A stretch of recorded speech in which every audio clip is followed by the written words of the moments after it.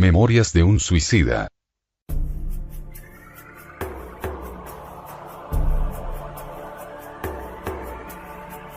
Capítulo 5. El reconocimiento.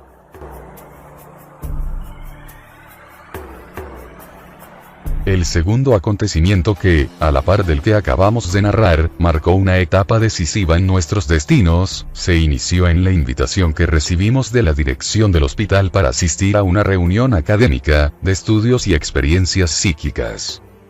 Como sabemos, Jerónimo se negó a aceptar la invitación, y, por eso, en la tarde de aquel mismo día en que visitó a su familia, mientras nos dirigíamos a la sede del departamento a fin asistir a ella, él, presa de una desolación profunda y de un supremo desconsuelo, solicitaba la presencia de un sacerdote, pues se confesaba católico apostólico romano y sus sentimientos le impelían a la necesidad de aconsejarse y reconfortarse, para reforzar su fe en el poder divino y serenar su corazón que, como nunca, sentía despedazado. Aceptó el magnánimo orientador del departamento hospitalario, comprendiendo que en el espíritu del exmercader portugués sonaba el momento del progreso, y que, dados los principios religiosos que tenía, a los que se apegaba intransigentemente, por su propio beneficio sería prudente que la palabra que más respeto y confianza le inspirase fuese la misma que le preparase para la adaptación a la vida espiritual y sus transformaciones. En la legión de los siervos de María y en los servicios de la colonia, existían espíritus eminentes que, en existencias pasadas, habían vestido la sotana sacerdotal, honrándola de acciones nobles inspiradas en los sacrosantos ejemplos del divino pescador. Entre los que colaboraban en los servicios educativos del lugar, se destacaba el padre Miguel de Santarém, siervo de María, discípulo respetuoso y humilde de las doctrinas consagradas en lo alto del Calvario. Era el director del aislamiento, institución anexa al Hospital María de Nazaret, que ejercía métodos educativos severos, manteniendo inalterables disciplinas por acoger solo a individualidades recalcitrantes, perjudicadas por excesivos prejuicios terrenos o endurecidas en los preconceptos insidiosos y en las amarguras ardientes del corazón. Portador de una increíble paciencia, ejemplo respetable de humildad, cordura y conformidad, aureolado por elevados sentimientos de amor a los infelices y corrompidos y lleno de una paternal compasión por todos los espíritus de suicidas, era el consejero más conveniente y el mentor adecuado para los internos del aislamiento. Además de sacerdote era también un filósofo profundo, psicólogo y científico. En una existencia pasada, hacía mucho, había cursado doctrinas secretas en la India, aunque después tuvo otras existencias terrestres, mostrando siempre las mejores disposiciones para el desempeño del apostolado cristiano. Entre estas, la última fue en Portugal, donde vivió bajo el nombre arriba citado, que usó más allá de la tumba, en calidad de religioso sincero y probó. El hermano Teócrito entregó al penitente Jerónimo a ese trabajador devoto, convencido de su capacidad para resolver problemas de tan espinosa naturaleza. Aquella misma tarde, cuando el crepúsculo llenaba de nubes pardas los jardines nevados de los arrabales del hospital, Jerónimo de Araújo Silveira fue transferido al aislamiento, bajo los cuidados protectores de un sacerdote, tal como deseaba. Desde ese día perdimos de vista al pobre compañero de culpas. Un año más tarde, sin embargo, tuvimos la satisfacción de reencontrarle. En capítulos posteriores volveremos a tratar de este querido compañero de luchas rehabilitadoras. Al día siguiente de nuestro ingreso en el Instituto del Astral, pasamos a frecuentar diariamente los gabinetes clínico-psíquicos donde nos administraban tratamientos magnéticos muy eficientes, pues después de algunos días ya nos veíamos más animados y razonando con mayor claridad, gradualmente fortalecidos como si hubiésemos ingerido tónicos revitalizantes. Íbamos todas las mañanas a esos gabinetes acompañados por nuestros amables enfermeros.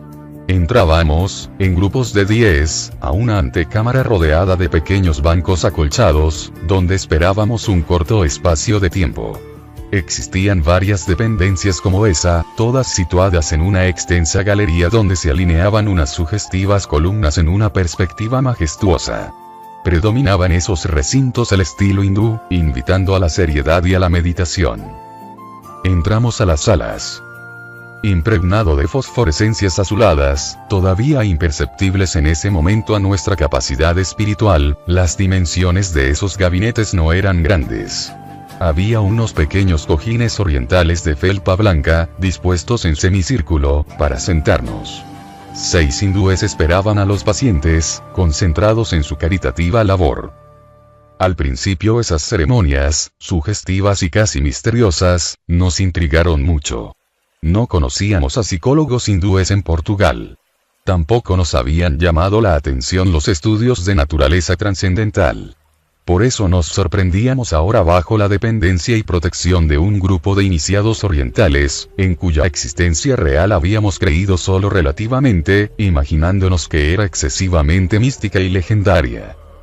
El ambiente donde estábamos, impregnado de unción religiosa que actuaba poderosamente sobre nuestras facultades, suavizándolas al impulso de un religioso fervor, imprimía tan profundas y atrayentes impresiones en nuestros espíritus que, perturbados por lo que considerábamos inédito, creíamos soñar. Cuando entramos a esos gabinetes saturados de ignoradas virtudes, las primeras veces, nos acometió una invencible somnolencia, que nos llevó a un estado parecido a la semi-inconsciencia. Nos sentamos, a una indicación de los hindúes, en el semicírculo formado por los cojines. 5 de esos psicólogos espirituales se situaron detrás de nosotros, distanciados unos de otros por un espacio simétrico, uniforme, abarcando el semicírculo. El 6º se colocaba al frente, como cerrando el círculo dentro del cual quedábamos nosotros prisioneros, con los brazos cruzados a la altura de la cintura, la frente atenta y cerrada, como emitiendo fuerzas mentales para una caritativa revista e inspección en el interior de nuestro atormentado ser. Oíamos alrededor nuestro unos susurros armoniosos de oración. Pero no sabríamos distinguir si oraban, invocando las excelsas virtudes del médico celeste para nuestro alivio o si nos advertían y adoctrinaban. Lo que no nos dejaba duda, porque era evidente, que atravesaban nuestro pensamiento con los poderes mentales que poseían, penetraban en nuestro interior, examinando nuestra personalidad moral para hallar la corrección más conveniente, como lo hace el cirujano investigando las vísceras del enfermo para localizar la enfermedad y combatirla. Esa certeza nos provocaba múltiples impresiones, a pesar del singular estado en que nos encontrábamos. La vergüenza por haber pretendido burlar las leyes superiores de la creación, ofendiéndolas con el acto brutal que cometimos, el remordimiento por el desprecio a la majestad del Omnipotente, la deprimente amargura de haber dedicado nuestras mejores energías a los gozos inferiores de la materia, atendiendo preferentemente a los imperativos mundanos, sin jamás observar las urgentes necesidades del alma, dejando de darnos momentos para la iluminación interior, eran dolorosos estiletes que entraban hasta el fondo de nuestras almas durante la sublime inspección a que nos sometían, inspirándonos pesares y disgustos que eran el preludio de un real y fecundo arrepentimiento. Nuestros menores actos pasados volvían de los abismos tenebrosos en que yacían para reanimarse ante nosotros, nítidamente impresos. Nuestra vida, que el suicidio había interrumpido, era reproducida desde la infancia a nuestros ojos aterrorizados y sorprendidos, sin que fuese posible detener el torrente de las escenas revividas para su examen. Hubiéramos querido huir para escapar de la vergüenza de poner al descubierto tanta infamia, juzgada oculta siempre hasta de nosotros mismos, pues, en efecto, era dramático, excesivamente penoso desatar volúmenes tan variados de maldad y de torpezas ante testigos tan nobles y respetables. Pero en vano lo deseábamos. Sentíamos que nos vinculábamos a aquellos cojines por la acción de voluntades que se habían posesionado de nuestro ser. Después de algunos minutos, suspendían la operación. Se disipaba el entorpecimiento. Las lúgubres sombras del pasado eran eliminadas de nuestra visión, pues eran recogidas en el abismo revuelto de la subconsciencia, aliviando la crudeza de los recuerdos. Entonces la frente cargada del hindú se serenaba como un diáfano arco iris. Un aire de amorosa compasión salía de él, y, acercándose, abría sobre nuestras cabezas sus manos blancas, mientras los 5 asistentes restantes le acompañaban en los gestos y en las expresiones. Compasivos, a continuación nos hacían asimilar fluidos beneficiosos, terapia divina que iban gradualmente a ayudarnos a corregir las impresiones de hambre y de sed. a postergar la insana sensación de frío intenso, que en un suicida resulta de la gelidez cadavérica que se comunica al perispíritu, a atenuar los apetitos y atracciones inconfesables, tales como los vicios sexuales, el alcohol y el tabaco, cuyas repercusiones y efectos producían desequilibrios dañinos en nuestros sentidos espirituales, impidiendo posibilidades de progreso e imponiéndonos notables humillaciones, al señalar la ínfima categoría a la que pertenecíamos, en la respetable sociedad de los espíritus que nos rodeaban. Entre los esfuerzos que nos sugerían emprender, se destacaba el ejercicio de la educación mental en lo que respecta a la necesidad de limpiar de nuestras impresiones el dramático y pavoroso hábito, convertido en el reflejo nervioso de un alucinado, de socorrernos a nosotros mismos, en la tenaz ansiedad de aliviarnos del sufrimiento físico que nuestra clase de muerte había provocado. Como ya expuse anteriormente, estaban aquellos que se preocupaban en parar hemorragias, estaban los ahorcados debatiéndose de vez en cuando, porfiando en la ilusión de deshacerse de los restos de cuerdas o trapos que pendían de su cuello. Los ahogados, braceando contra las corrientes que les habían arrastrado al fondo. Los despedazados, que se curvaban en intervalos macabros, con la ilusión de recoger los fragmentos dispersos, ensangrentados, de su cuerpo carnal que quedó allí, en otro lugar, destrozados bajo las ruedas del vehículo ante el cual se arrojaron, creyendo huir del sagrado compromiso de la existencia. Esos gestos, repetidos, a fuerza de reproducirse desde el instante en que se produjo el suicidio, y cuando el instinto de conservación imprimió en la mente el impulso primitivo para intentar salvarse, habían degenerado en un reflejo nervioso mental, pasando a través de las vibraciones naturales al principio vital, plasmadas en la mente y transmitidas al perispíritu. Era necesario que la caridad, siempre presta a abrir sus alas protectoras sobre los que padecen, corrigiendo, amenizando, dulcificando males y sufrimientos, impusiese su benevolencia a las anomalías de tantos desgraciados perdidos en los pantanos de falsas alucinaciones. Para eso, mientras ponían las manos sobre nuestras cabezas, envolviéndolas en ondas magnéticas apropiadas a la caritativa finalidad, los hermanos hindúes susurraban estas palabras, mientras que sugestiones magnánimas rebotaban por los laberintos de nuestro yo repercutiendo con fuerza, como un clarín, y despertándonos a una alborada de esperanzas. Recordad que ya no sois hombres. Al alejaros de aquí no debéis pensar sino en vuestra calidad de alma inmortal, a quien no deben afectar más los disturbios del cuerpo físico. Sois espíritus. Y como espíritus deberéis proseguir la marcha de progreso en los planos espirituales. La convocatoria a la reunión presidida por Teócrito nos había dejado satisfechos. Éramos sensibles a las demostraciones de afecto y consideración.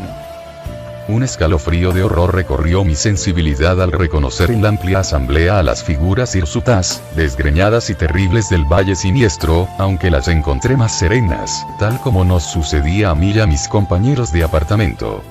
Debo aclarar que los componentes de nuestro grupo podrían ser calificados como arrepentidos, y, por eso mismo, dóciles a las orientaciones dadas por los insignes instructores del hospital que nos acogía. Alguno que otro se mantenía menos sereno, dando algún problema más serio que resolver.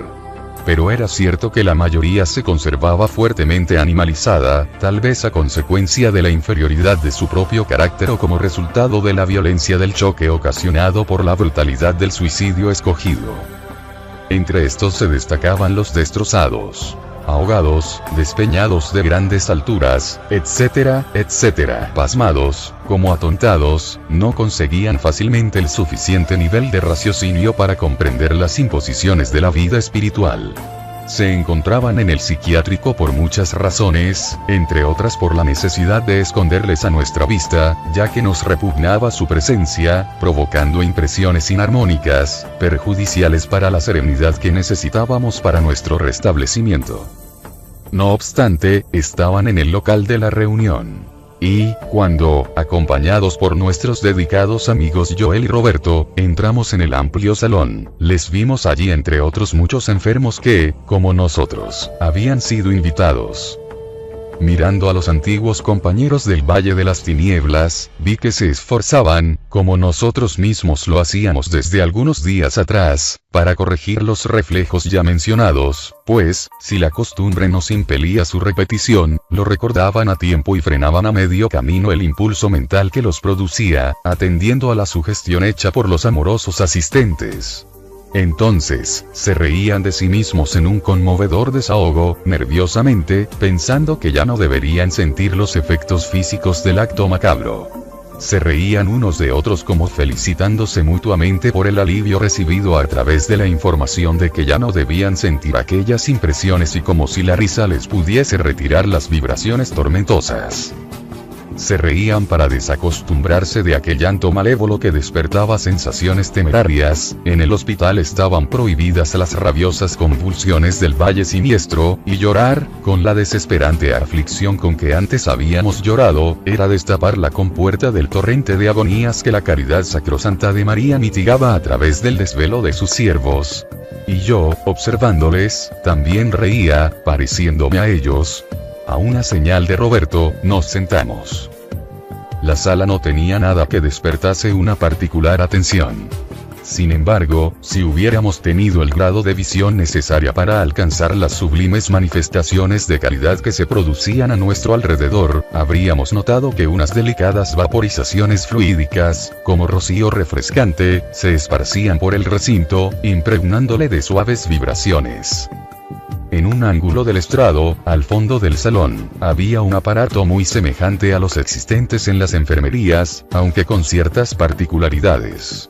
Dos jóvenes iniciados se pusieron a examinarle al mismo tiempo que el hermano Teócrito tomaba lugar en la cátedra acompañado por otros dos compañeros, a los que presentó a la asamblea como instructores que nos deberían orientar, y a quienes debíamos el máximo respeto. Reconocimos en ellos a los dos jóvenes hindúes que nos recibieron a nuestra entrada en el hospital, Romeo y Alceste. Un silencio religioso se extendió en ondas armoniosas de recogimiento por el amplio salón, donde nos encontrábamos cerca de 200 espíritus, envueltos en las más embarazosas redes de la desgracia, arrastrando el pesado equipaje de nuestras propias debilidades y de las amarguras incontables que oscurecían nuestras vidas. El crepúsculo nos hacía llegar su tenue luminosidad, que muchas veces arrancaba lágrimas de nuestros corazones, tal era la pesada melancolía que nos provocaba. 6 melodiosas campanadas de un reloj que no veíamos, sonaron dulcemente en la amplitud de la sala, como anunciando el inicio de la reunión. Y el cántico armonioso de la oración, emocionada y envolvente, se elevó gradualmente como si llegase a nuestros oídos a través de las ondas invisibles del éter, provenientes de un lugar distante, que conocíamos, mientras se dibujaba en una pantalla junto a la cátedra del hermano Teócrito el sugestivo cuadro de la aparición de Gabriela la Virgen de Nazaret, anunciando la llegada del Redentor a las ingratas playas del planeta. Era el instante tierno del Ángelus.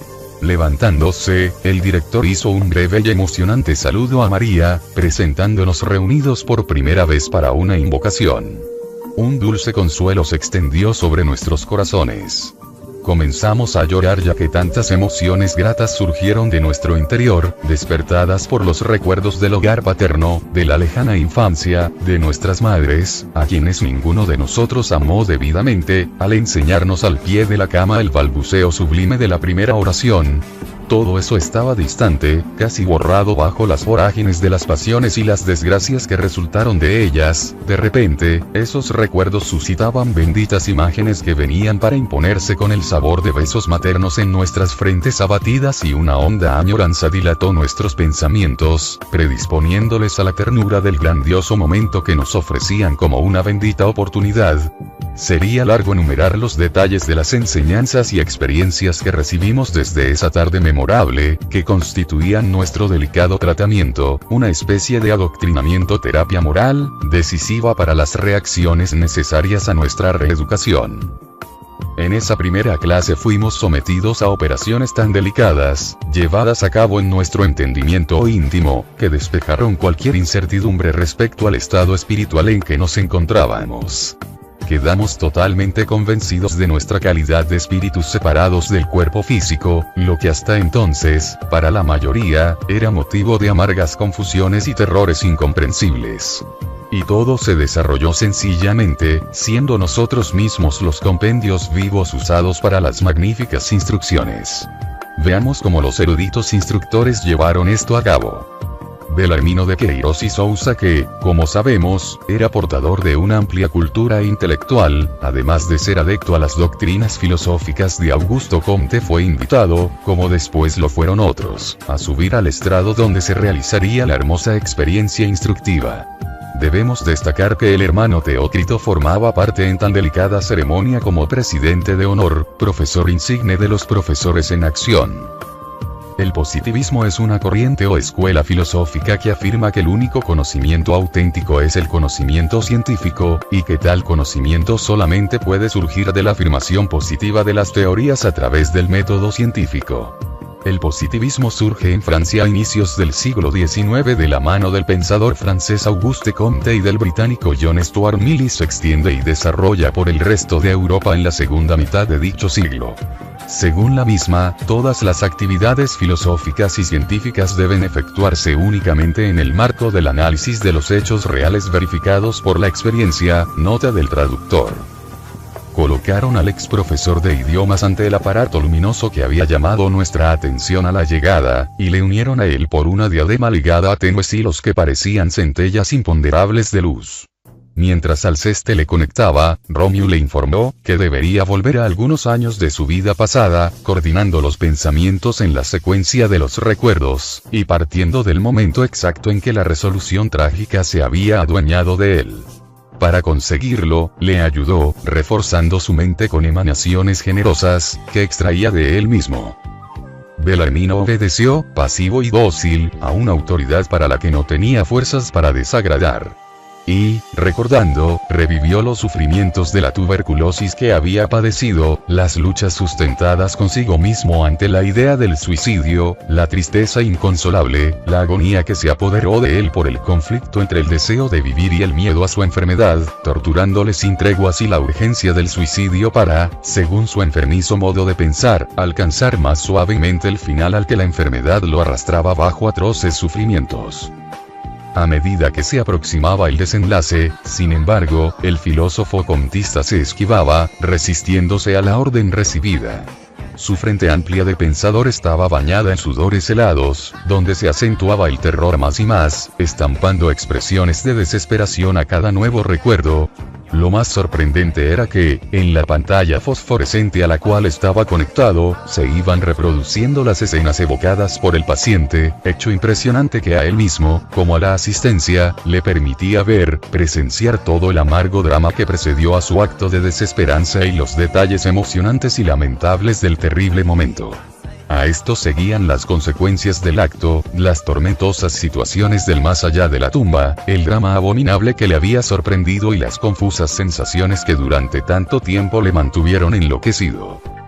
Mientras el primer instructor ayudaba al paciente a extraer los recuerdos, el segundo los comentaba explicando los acontecimientos en torno del suicidio, antes y después de consumado, como un profesor a sus alumnos. Lo hacía mostrando los fenómenos originados del desprendimiento del ser inteligente de su cuerpo, violentado por el desastroso gesto practicado contra sí mismo. Asistimos a la sorprendente y oscura odisea vivida por el espíritu expulsado de la existencia carnal bajo su propia responsabilidad, a escaparse como un loco rebelde a la ley que violó, presa de los tentáculos monstruosos de secuencias inevitables, creadas por infringir las leyes naturales, sabias, invariables y eternas. Esas escenas extraordinarias anularon las convicciones materialistas del filósofo comtista, ya bastante disminuidas, permitiéndole darse cuenta, con un minucioso examen, de la separación de su propio astral del envoltorio corporal que le revestía, sobreviviendo lúcido, a pesar del suicidio, a la descomposición cadavérica. A través de este eficiente método, la gran mayoría de los asistentes pudo comprender la razón del ardor indescriptible de los sufrimientos por los que venía pasando, de las sensaciones físicas atormentadoras que perduraban todavía, de las múltiples perturbaciones que impedían la serenidad o el olvido, que erróneamente esperaban encontrar en la tumba. Entre otras observaciones llevadas a cabo, una merece especial comentario, el hecho de todos traer pendientes de la configuración astral, cuando todavía estábamos en el valle, fragmentos relucientes, como si de un cable eléctrico roto se desprendiesen los tenues hilos de que estaba compuesto, sin que la energía se hubiese extinguido.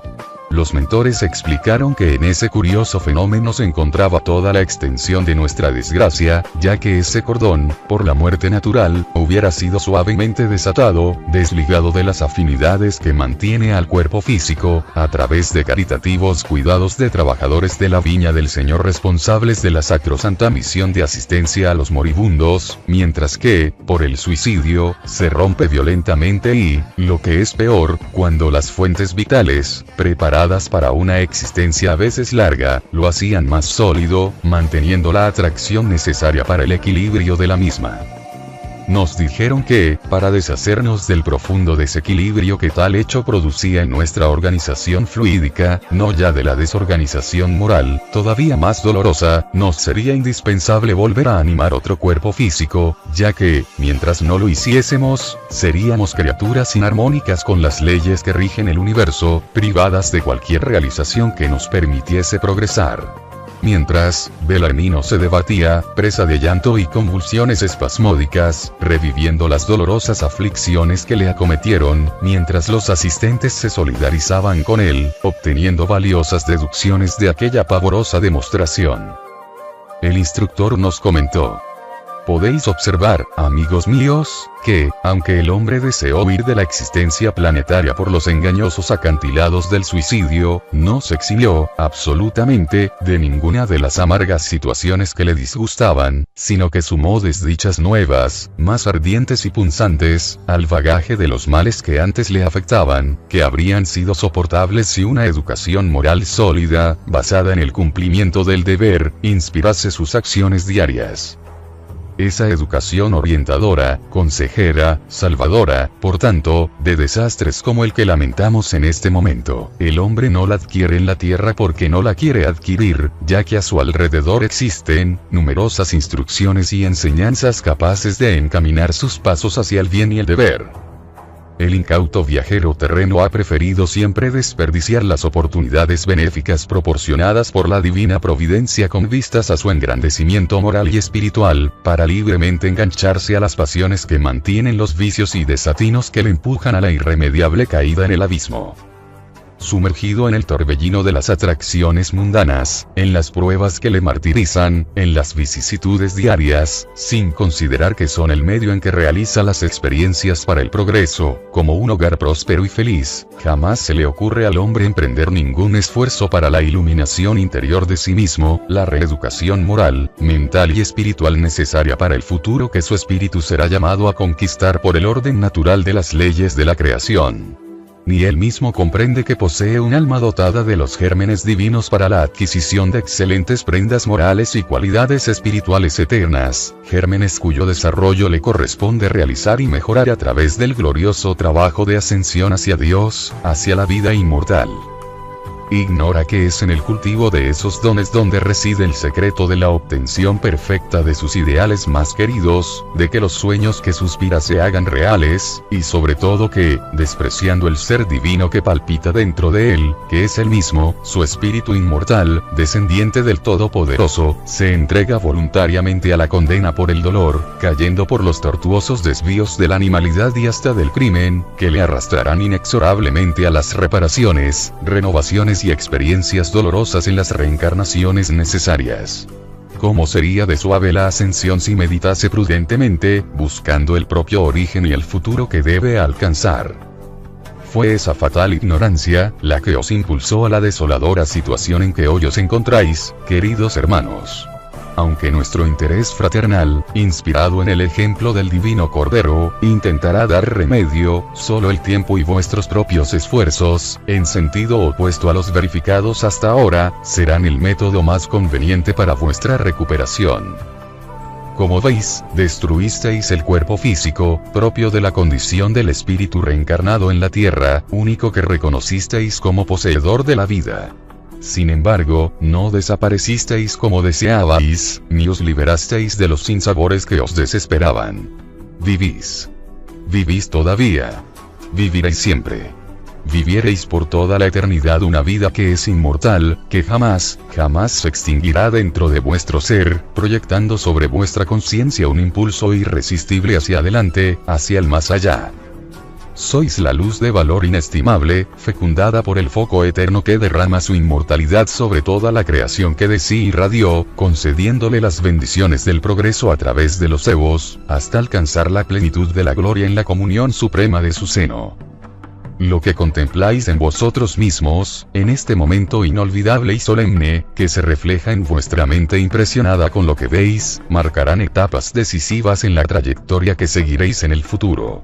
De ahora en adelante desearéis aprender algo respecto de vosotros mismos, pues la verdad es que desconocéis todo sobre el ser, la vida, el dolor y el destino, a pesar de los títulos que ostentabais con orgullo en la tierra, a pesar de las distinciones y honores que tanto exaltaban vuestras insulsas vanidades de hombres divorciados del ideal divino. Reanimado por las energías magnéticas proporcionadas por los instructores, Belarmino volvió al lugar que ocupaba en la sala, mientras que otro paciente subía al estrado para un nuevo examen. Volvía, reflejando en su semblante, antes abatido y cargado, una luminosa esperanza. Al sentarse a nuestro lado, nos apretó furtivamente las manos, exclamando: «Sí, amigos míos. Soy inmortal. Acabo de ver en mí mismo, sin ninguna duda, la existencia concreta de mi yo inmaterial, del ser espiritual que negué. No sé nada. No sé nada. Debo recomenzar los estudios. Pero solo aquella certeza constituye para mí una gran conquista de felicidad. Soy inmortal. Soy inmortal». En los días siguientes, durante las mismas reuniones examinamos, con toda minuciosidad, los actos erróneos practicados en el transcurso de la existencia que habíamos destruido, observando la maraña de prejuicios morales, mentales, educativos, sociales y materiales, que nos llevaron a la detestable situación en que nos encontrábamos. Asistidos por los pacientes mentores retrocedimos con el pensamiento hasta la infancia y volvimos sobre nuestros mismos pasos, y, muchas veces bañados en copioso llanto, y avergonzados, nos confesamos los reales autores de los desengaños que nos arrojaron en los volcanes del suicidio. Qué mal habíamos actuado en el desempeño de las tareas diarias que la sociedad imponía y cómo nos habíamos portado salvajemente en todo momento, a pesar del barniz de civilización del que nos enorgullecíamos. En el grupo de arrepentidos, muchos manifestaron el fruto nefasto de la escasa educación moral recibida en los hogares desposeídos de la verdadera iluminación cristiana. Jóvenes que, apenas salidos de la adolescencia, habían caído inermes al primer choque con las contrariedades normales de la vida, prefiriendo la aventura del suicidio, completamente faltos de ideal, sentido común, respeto por sí mismos, a la familia y a Dios. Las desgracias que ellos encontraron, además del suicidio, eran como una terrible prueba contra la irresponsabilidad de los padres o responsables por ellos ante Dios, la prueba de la falta de atención con que se portaron al no proporcionar una sólida edificación moral en torno a ellos. Supimos que, en esos casos, deberán prestar cuentas en el futuro a las soberanas leyes los padres descuidados que dieron alas a las perniciosas inclinaciones de sus hijos, sin intentar corregirlas, favoreciendo los desequilibrios desesperados que tuvieron como resultado el suicidio. Después de esos cuidadosos exámenes nos reuníamos de nuevo para aprender cómo debíamos haber actuado para evitar el suicidio, cómo deberían haber sido los actos diarios, los emprendimientos, si no nos hubiéramos alejados del raciocinio inspirado en el deber, en la fe en nosotros mismos y en el paternal amor de Dios. En varios casos, la solución para los problemas que abrieron las puertas hacia el abismo, se encontraba a 2 pasos de distancia del sufridor, surgiría el socorro enviado por la providencia a su hijo bien amado, en algunos días, unos pocos meses, bastando solamente que éste soportase la breve espera, en un glorioso testimonio de voluntad, paciencia y coraje moral, necesario para su progreso espiritual.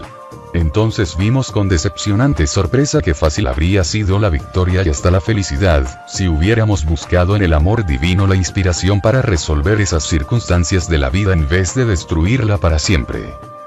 Esas instrucciones nos proporcionaron sensibles beneficios a todos.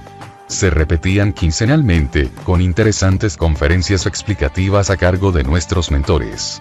Habíamos experimentado mejoras prometedoras en nuestro aspecto general, y una dulce esperanza susurraba edificantes consuelos a nuestros corazones doloridos. La presencia de los instructores constituía un motivo de inmensa satisfacción para nuestras almas convalecientes de tan áspera desesperación. Las palabras que nos dirigían durante las lecciones eran como una lluvia refrescante para el volcán de nuestras aflicciones, así como sus conferencias e instrucciones, el trato cariñoso y compasivo de los auxiliares y otras tantas razones para sentirnos confiados y esperanzados. Sin embargo, jamás les veíamos a no ser en aquellos momentos oportunos. Y, cuando estábamos en presencia de ellos, tanto nos intimidábamos, a pesar de la ternura que nos dispensaban, que no nos animábamos a pronunciar siquiera una palabra sin que nos preguntasen. En poco más de 2 meses estábamos habilitados para extraer conclusiones, cotejando las lecciones recibidas y madurando sobre ellas en el recogimiento de nuestros apartamentos. De esos análisis provenía la certeza, cada vez más clara, de la gravedad de la situación en la que nos encontrábamos. El hecho de estar aliviados de los trastornos pasados no implicaba una disminución de culpabilidad. Al contrario, la posibilidad de razonar pormenorizaba la extensión del delito, lo que nos decepcionaba y entristecía mucho. Y, de las instrucciones y experiencias cariñosamente administradas a título de base e incentivo para una urgente reforma íntima, necesaria para emprender el progreso, destacaremos las notas que siguen. 1. El hombre es un compuesto de triple naturaleza: humana, astral y espiritual, es decir, materia, fluido y esencia. Ese compuesto podemos también denominarlo cuerpo físico, cuerpo fluídico o perispíritu, y alma o espíritu. De este último se irradian vida, inteligencia, sentimiento, etcétera, etcétera. Es la centella donde se verifica la esencia divina y que en el hombre señala la herencia celeste. De esos 3 cuerpos, el primero es temporal, obedeciendo solo a la necesidad de las circunstancias que le rodean, destinado a la desintegración total por su propia naturaleza putrescible, oriunda del barro primitivo. Es el de carne. El segundo es inmortal y tiende a progresar, desarrollarse, perfeccionarse a través de los trabajos incesantes en las luchas de los milenios. Es el fluídico o periespíritu. Mientras que el espíritu, eterno como el origen del que proviene, luz imperecedera que tiende a volver a brillar siempre hasta retratar en grado relativo el brillo supremo que le dio la vida, para gloria de su mismo creador. Es la esencia divina, imagen y semejanza, que lo será algún día, del todopoderoso Dios. 2. Viviendo en la tierra, ese ser inteligente, que deberá evolucionar hacia la eternidad, se denomina hombre, siendo, por tanto, el hombre un espíritu encerrado en un cuerpo de carne o encarnado. 3. Un espíritu vuelve varias veces a tomar un nuevo cuerpo físico sobre la tierra, nace varias veces para volver a convivir en las sociedades terrenas, como hombre, exactamente como este cambia de ropa muchas veces. 4. El suicida es un espíritu criminal, fracasado en los compromisos que tenía con las leyes sabias, justas e inmutables establecidas por el Creador, y que se ve obligado a repetir la experiencia en la tierra, tomando un cuerpo nuevo, ya que destruyó aquel que la ley le confiara para instrumento de auxilio en la conquista de su propio perfeccionamiento, depósito sagrado que debía haber estimado y respetado antes que destruirle, ya que no tenía derecho a faltar a los grandes compromisos de la vida planetaria, establecidos antes del nacimiento en presencia de su propia conciencia y ante la paternidad divina, que le dio la vida y medios para ello. 5. el espíritu de un suicida volverá a un nuevo cuerpo terreno en condiciones muy penosas de sufrimiento, agravadas por los resultados del gran desequilibrio que el gesto desesperado provocó en su cuerpo astral, es decir, en su perispíritu. 6. La vuelta de un suicida a un nuevo cuerpo físico responde a la ley. Es la ley inevitable, irrevocable. Una expiación irremediable, a la que tendrá que someterse voluntariamente o no, porque no hay otro recurso sino la repetición del programa terrestre que dejó de ejecutar, en su propio beneficio. 7. Sucumbiendo al suicidio, el hombre rechaza y destruye una ocasión sagrada, proporcionada por la ley, para la conquista de situaciones dignas y honrosas para la propia conciencia, pues los sufrimientos, cuando son heroicamente soportados, con voluntad soberana de vencer, son como una esponja mágica para eliminar de la conciencia culpable las tinieblas infamantes, que son el resultado, en muchas ocasiones, de un pasado criminal, en anteriores etapas terrestres. Pero, si en vez del heroísmo salvador, el hombre prefiere huir a sus pruebas, valiéndose de un atentado contra sí mismo que revela la degradación moral e inferioridad de su carácter, retrasará el momento de satisfacer sus más anhelados deseos, ya que jamás se podrá destruir porque la fuente de su vida reside en su espíritu y este es indestructible y eterno como el foco sagrado del que descendió. 8. Raramente el suicida permanece mucho tiempo en la espiritualidad. En función del daño producido, se reencarnará con rapidez o retrasará su vuelta a un cuerpo físico en el caso que existan circunstancias atenuantes que permitan su ingreso en cursos de aprendizaje educativos, que facilitarán las luchas futuras, favoreciendo su rehabilitación. 9. El suicida es como un clandestino de la espiritualidad. Las leyes que regulan la armonía del mundo invisible no admiten su presencia antes de la época fijada. Y son tolerados, amparados y convenientemente encaminados porque la excelencia de esas mismas leyes, derramada del seno amoroso del Padre Altísimo, estableció que sean incesantemente renovadas las oportunidades de corrección y rehabilitación a todos los pecadores. 10. Renaciendo en un nuevo cuerpo carnal, se enfrentará de nuevo el suicida a la programación de los trabajos a los que imaginó erróneamente poder escapar por el suicidio. Experimentará nuevamente tareas, pruebas semejantes o absolutamente idénticas a las que pretendió esquivar. Pasará inevitablemente por la tentación del mismo suicidio, porque él mismo se colocó en esa difícil situación acumulando para la reencarnación expiatoria las amargas consecuencias de un pasado delictivo. Sin embargo, podrá resistirse a esa tentación, ya que en la espiritualidad fue debidamente aleccionado para esa resistencia. Si, no obstante, fallase por segunda vez, caso improbable, se incrementará su responsabilidad, multiplicando la serie de sufrimientos y luchas rehabilitadoras, ya que es inmortal. 11. El estado indefinible, de angustia inconsolable, inquietud aflictiva, tristeza e insatisfacción permanente, las situaciones anormales que aparecen y permanecen en el alma, la mente y la vida de un suicida reencarnado, indescriptibles a la comprensión humana y solo asimilables por él mismo, solamente le permitirán el retorno a la normalidad al terminar las causas que las provocaron, después de existencias expiatorias, donde sus valores morales serán puestos a prueba, acompañados de sufrimientos, realizaciones nobles y renuncias dolorosas de las que no se podrá librar, pudiendo exigir esa labor suya la perseverancia de un siglo de luchas, de 2 siglos, tal vez más, según sea el grado de sus propios méritos y su disposición para las luchas justas e inalienables. Esas conclusiones no nos permitían ilusionarnos acerca del futuro que nos aguardaba. Comprendimos muy pronto que, en la espinosa actualidad que vivíamos, solo existía un camino como recurso a un porvenir más positivo cuya distancia no podíamos prever. Someternos a los imperativos de las leyes que habíamos infringido y seguir los consejos y orientaciones ofrecidos por nuestros amorosos mentores, dejándonos educar y guiar bajo sus altos criterios, como ovejas sumisas y deseosas de encontrar el supremo consuelo de un refugio.